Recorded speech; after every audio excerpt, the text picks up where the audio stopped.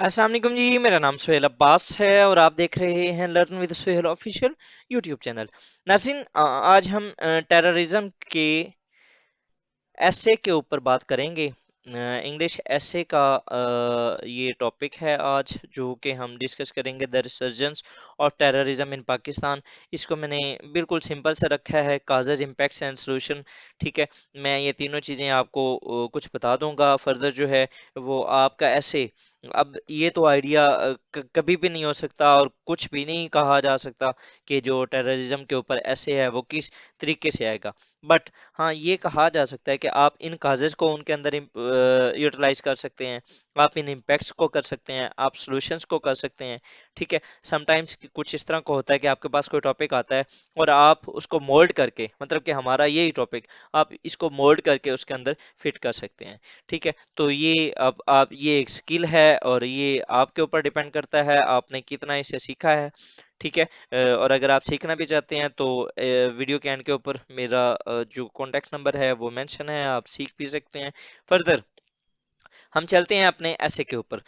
सबसे पहले जी, इसका जो मैं पहली स्लाइड है वो मैं भूल गया हूँ, मैं आपको यहीं पर बता देता हूँ। The resurgence of terrorism in Pakistan. इसको अगर हम देखें तो सबसे पहले हम इंट्रोडक्शन लिखेंगे और इंट्रोडक्शन के अंदर जो हमारी होगी थीसिस स्टेटमेंट। ठीक है, थीसिस स्टेटमेंट जो मैं मेंशन करूंगा वो यही करूंगा कि there are glaring manifestations that terrorism is on the rise in Pakistan. ठीक है, अब ये मैंने लाइन क्यों कही है, क्योंकि मैंने इसके बाद मैनिफेस्टेशंस दूंगा कि कौन सी ऐसी मैनिफेस्टेशंस हैं जिनसे हमें ये पता चल रहा है कि पाकिस्तान के अंदर जो टेररिज्म है it is on the rise. ठीक है, फिर फर्दर जो मेरी थीसिस स्टेटमेंट होगी उसके अंदर मैं ये लिखूंगा कि there are multiple factors behind the resurgence of Pakistan. ठीक है, विच आर creating, या which are doing some sort of severe consequences for Pakistan। अब इसके अंदर काजल भी हो गई और इसी के अंदर इम्पैक्ट्स भी हो गए। सम कैंडिड मेजर्स या some sanity oriented measures can be done to reduce this menace। ठीक है, कि कुछ हम जो अच्छे मेजर्स हैं, कुछ जो सैनिटी ओरिएंटेड, मतलब कि अक्ल को यूज करते हुए, रैशनल मेजर्स लेते हुए हम इस जो हमारा टेररिज्म का मसला है इसको हम ख़त्म कर सकते हैं। आप यहाँ पर वीडियो को रोक के जो मैंने बोला इसको आप लिख के आप इसको अपनी थीसिस स्टेटमेंट बना सकते हैं। फर्दर चलते हैं। सबसे पहले क्योंकि मैंने बात की थी there are glaring manifestation that terrorism on the rise in Pakistan, तो अब उसकी हम मैनिफेस्टेशन देंगे। सबसे पहले जी, जो मैनिफेस्टेशन हैं इनको नेशनल लेवल पे देखेंगे, फिर हम इसकी जो मैनिफेस्टेशन हैं वो इंटरनेशनल लेवल पे देखेंगे। जो नेशनल लेवल है उसको हम किस तरह देख सकते हैं कि ये एक अभी रिपोर्ट थी, उसके अंदर मेंशन था कि 52% surge in terrorist attacks were observed in Pakistan between August 21 से August 2022। Pakistan security forces bore the brunt of these attacks, particularly Khyber Pakhtunkhwa police which lost around 120 personnel. अब ये जो फैक्ट है, ये जब इस तरह का कोई फैक्ट होना तो आप इसको मैनेज कर सकते हैं भाई किसी भी जो थिंक टैंक है उसको आप लगा के। लेकिन यहाँ पर अगर फॉर एग्जांपल मैं आपको बताऊं तो Pakistan institution of international peace studies, इसको आप मेंशन कर सकते हैं। इसके अलावा पाकिस्तान की जो नेशनल सिक्योरिटी कमेटी है, आप उसको यहाँ पर मेंशन कर सकते हैं कि उसके अंदर ये रिपोर्ट पेश की गई। ठीक है, ये ट्रिक्स होती हैं, मतलब कि आप आपके पास अगर कोई अवेलेबल डाटा नहीं है, कि आपको नहीं आइडिया कि वो कहाँ से उठाया गया है। ठीक है, तो आप Pakistan international national institute of peace studies हो गया, नेशनल सिक्योरिटी कमेटी हो गया, डीजीआई एसपीआर को आप साथ मेंशन कर सकते हैं। ठीक है, या उसके अलावा मतलब कि कोई भी एक बड़ा इवेंट हुआ है पाकिस्तान के अंदर, और वो जियोपॉलिटिकल था। ठीक है, तो आप उसको साथ मेंशन कर सकते हैं। आप किसी भी पाकिस्तान के जो रिनोन्ड जियोपॉलिटिकल एस्पेक्ट से जो थिंक टैंक है आप उसको मेंशन कर सकते हैं। सिमिलरली जी, अटैक्स इन लाहौर अनारकली के अंदर अटैक हुआ, उसके अलावा इस्लामाबाद के अंदर एक सुसाइड अटैक हुआ, उसके अलावा बन्नू के अंदर जो अटैक हुआ, ठीक है, बन्नू के अंदर जो सीटीडी के हेडक्वार्टर के ऊपर अटैक हुआ था उसको भी आप मेंशन कर सकते हैं। ठीक है, ये बन्नू के ऊपर तो मैंने एक अलग टेररिज्म के ऊपर वीडियो भी बनाई थी, आप उसको देख सकते हैं। सो नेशनल लेवल पे अगर आप मैनिफेस्टेशंस देखें तो ये एक रिपोर्ट और बाकी ये फर्दर जो अटैक्स हैं, ठीक है, ये आपको बताते हैं कि किस तरह पाकिस्तान के अंदर जो टेररिज्म है it is on the rise. अगर हम इंटरनेशनल लेवल पे देखें तो उसके लिए भी पहला इसके दो आपको आर्गुमेंट दूंगा। पहला, यूएन ने एक्नॉलेज किया है, और दूसरा यूएस और जो अदर जो मेजर कंट्रीज हैं उन्होंने रिकॉग्नाइज किया है। कैसा जी? It is now being globally acknowledge that Pakistan is under terrorist attack from Afghanistan based TTP fighters। ठीक है, UN security council monitoring team on Afghanistan in its में, ये जो मॉनिटरिंग टीम थी इसकी 29th रिपोर्ट थी, जिसके अंदर ये मेंशन था कि that Afghanistan based several thousand TTP fighters have conducted cross border attacks. The US administration too has acknowledge that the threat Pakistan faces.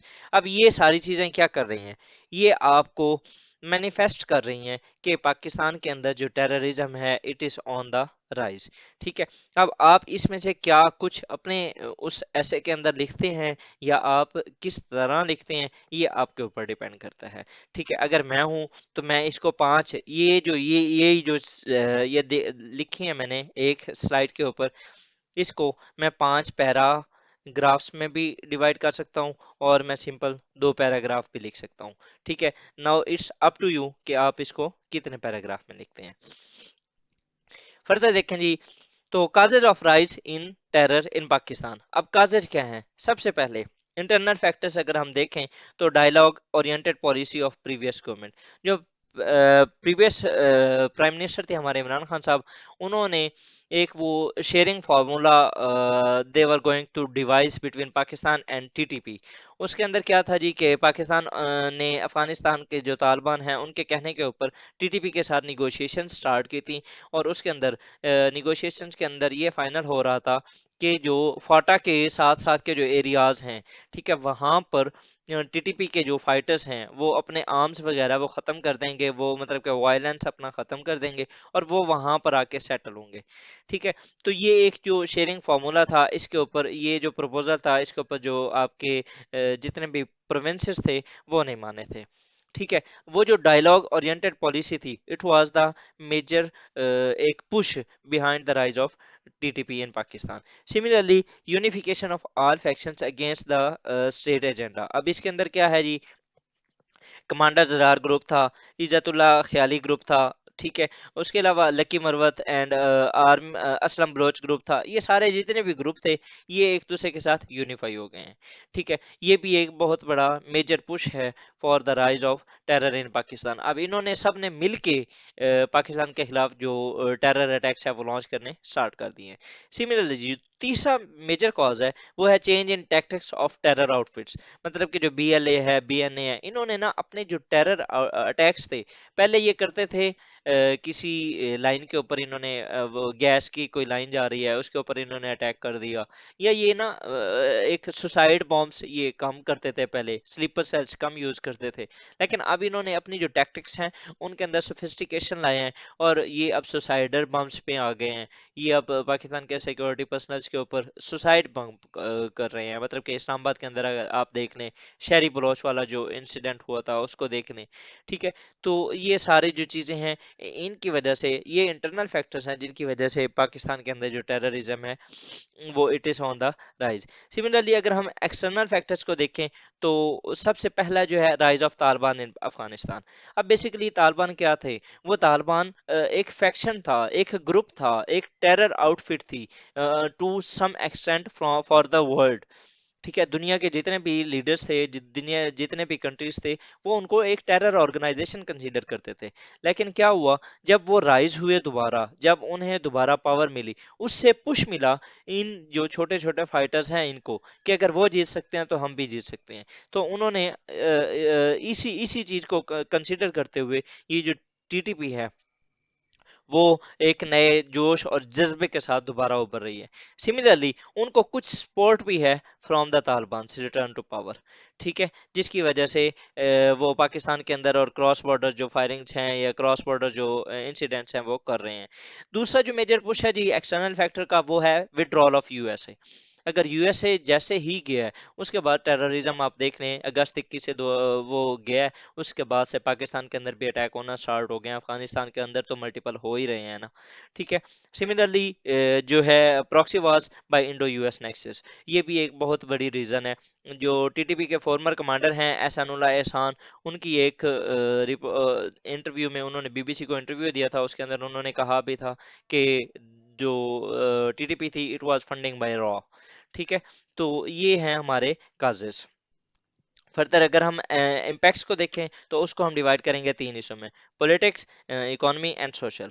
अगर पॉलिटिकल में देखें तो rise of extremist parties in politics, कैसे जी टीएलपी, पीटीएम, अब ये तहरीक लबैर पाकिस्तान हो गया, ये जो पश्तून मूवमेंट है, वो क्या है, वो बेसिकली एक्सट्रीमिस्ट ऑर्गेनाइजेशंस हैं। मतलब कि आपकी जो मेन स्ट्रीम पॉलिटिक्स है उसके अंदर भी जो एक्सट्रीमिज्म है उसको इनकलकेट किया गया है। आप देख लें कि हर दूसरे तीसरे दिन चौथे दिन जो टीएलपी है वो धरना दे के बैठ जाती है, ठीक है। पाकिस्तान की जो पॉलिटिक्स है उसके अंदर काफी एक्सट्रीमिज्म आई है, ठीक है। सिमिलरली अगर आप इकोनॉमी के ऊपर बात करें तो लॉस टू नेशनल एक्सचेकर, ये पाकिस्तान के फॉर्मर जो फाइनेंशियल एडवाइजर थे मिस्टर हफीज शेख, उनकी एक बुक भी है जिसके अंदर उन्होंने ये मेंशन किया है कि पाकिस्तान को तकरीबन $250 बिलियन का डायरेक्टली और इनडायरेक्टली नुकसान हुआ है। 179 का डायरेक्ट है और जो बाकी है वो इनडायरेक्ट है। और इसके अंदर क्या होता है, मतलब कि जो आपके एफडीआई का ना आना, उसके अलावा पाकिस्तान का जो टूरिज्म सेक्टर का फ्लॉप हो जाना, उसके अलावा पाकिस्तान के जो भी मतलब कि और भी मल्टीपल, इस आप देखें ना 70 से 80 हज़ार तो हमारे बंदे मरे हैं, ठीक है। और भी बहुत कुछ है जो कि हमारा इसके इस लिहाज से नुकसान हुआ है। और उसके अलावा जो आउटफ्लो ऑफ एफडीआई है as the countries dubbed as a terror state, ये जो है इकोनॉमी के लिहाज से इसको ये अलग नुकसान है। उसके अलावा आपका एक दिन अटैक होता है, अगले दिन आपके स्टॉक एक्सचेंज वैसे ही बैठ जाती है, ठीक है। उसके अलावा और भी मल्टीपल, मतलब कि इस तरह की सिचुएशंस हैं इकोनॉमी के लिहाज से, पाकिस्तान को काफ़ी कुछ सफ़र करना पड़ा है। हमने हमने तकरीबन ये जो हमारे फॉर्मर प्राइम मिनिस्टर थे नवाज शरीफ साहब, उन्होंने भी वर्ल्ड इकोनॉमिक फोरम के ऊपर जाके बताया था कि हमें तकरीबन 140 से 150 के बिलियन डॉलर के करीब हमें नुकसान हुआ है। सिमिलरली हमारे जो प्राइम मिनिस्टर इमरान खान साहब हैं, इन्होंने $120 बिलियन का कहा है। मतलब कि मुख्तलिफ स्टेटमेंट्स हैं, आप किसी को भी यूज़ कर सकते हैं, ठीक है। उसके बाद ये अगर सोशल को देखा जाए तो राइज ऑफ सेक्टेरियनिज्म, ये it is the product of it is the, ये जो हमें ये प्रोडक्शन हुई है ये किस चीज़ की हुई है, ये टेररिज्म की वजह से हुई है। शिया सुन्नी, वहाबी, बरेलवी, देवबंदी, हम एक दूसरे की मस्जिद के अंदर जाके खड़ा होने को गवारा नहीं करते, ठीक है। इस्लाम हमें ये नहीं कहता, ठीक है। ये टेररिज्म का फैलाया हुआ जाल है। Similarly social contact is being threaten, Pakistan के अंदर आप देख लें अवाम का अब भरोसा बिल्कुल गवर्नमेंट के ऊपर उठ चुका है, ठीक है। आप किसी भी लिहाज से देख लें, आप इकोनॉमी के लिहाज से देख लें, पॉलिटिक्स के लिहाज से देख लें, सोसाइटी के लिहाज से देख लें, ठीक है, डेवलपमेंट में के लिहाज से देख लें, आर्मी के लिहाज से देख लें, किसी भी अगर आप कंडीशन में देखें तो पाकिस्तान के अंदर ये सोशल कॉन्टैक्ट क्या होता है, अवाम का अपने लीडर्स के साथ जो रिलेशन होता है वो काफ़ी थ्रेटन हो चुका है, ठीक है। ये इंग्लिश ऐसे की इवैल्यूएशन भी हमने स्टार्ट की हुई है। If you want to get your essay evaluated then register now at this number.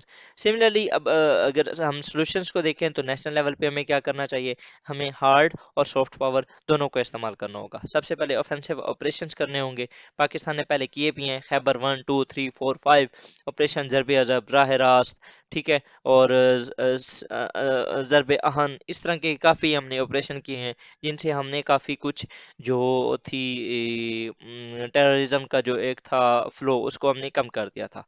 Counter terrorism policy हमें दोबारा रिवाइज करने की ज़रूरत है। National action plan 2.0 it should be launched, ठीक है। उसके बाद जी सॉफ्ट पावर को भी यूज़ करते हुए आप कर सकते हैं। ये उनके साथ इंसेंटिव दें उनको जो कि अपने आप को चेंज करना चाहते हैं और वो जो एक दुनिया है उसको छोड़ना चाहते हैं। आप सॉफ्ट एंड जो हार्ड पावर है उन दोनों को यूज़ करते हुए नेशनल लेवल पे काउंटर टेररिज्म पॉलिसी को यूज़ कर सकते हैं। सिमिलरली अगर हम इंटरनेशनल लेवल पे देखें तो यूटिलाइजेशन ऑफ रैट्स, रैट्स क्या है जी? ये एक regional anti terrorist structure SCO based counter terrorism force है जिसको आप यूज़ कर सकते हैं। ठीक है, ये रीजनल है और टेररिज्म का जो मसला है वो भी रीजनल है। आप इंडिया से लेकर सेंट्रल एशियन रिपब्लिक्स तक सबको ये मसला है टेररिज्म का। ठीक है, तो आप ये जो पूरा रीजन है including China, including Russia, including Pakistan, Afghanistan, ये सारे कंट्रीज मिलके एससीओ को यूटिलाइज करते हुए हम टेररिज्म के खिलाफ लड़ सकते हैं। Similarly influencing Taliban by aligning China to tackle this common threat. ठीक है, आप तालिबान को अगर आपसे नहीं इन्फ्लुएंस हो रहे तो आप चाइना को यूज़ कर लें, आप रशिया को यूज़ कर लें, आप ईरान को यूज़ कर लें, आप एक अलायंस बनाएं। ठीक है, आप उनके साथ मिलके काम करने की कोशिश करें और उनके ऊपर ये प्रेशर डालें कि वो अपनी ज़मीन को किसी और मुल्क के लिए यूज़ ना कर दें थ्रेट के लिए। सिमिलरली जो कम्युलेटिव ऑफेंस है एट रीजनल लेवल, ये मैंने उसी को थोड़ा सा एलेबरेट किया। तो ये था जी हमारा टेररिज्म का ऐसे काफ़ी मुझे रिक्वेस्ट आ रही थी इसके ऊपर। अगेन मैं आपको बता दूं मैनिफेस्टेशंस, फिर उसके बाद काजेज, इम्पैक्ट्स एंड सॉल्यूशंस, हमने आज टेररिज्म के ये देखे हैं। इसके साथ ही जी हमारा आज का ये जो वीडियो है वो अपने अख्ताम को पहुंचती है।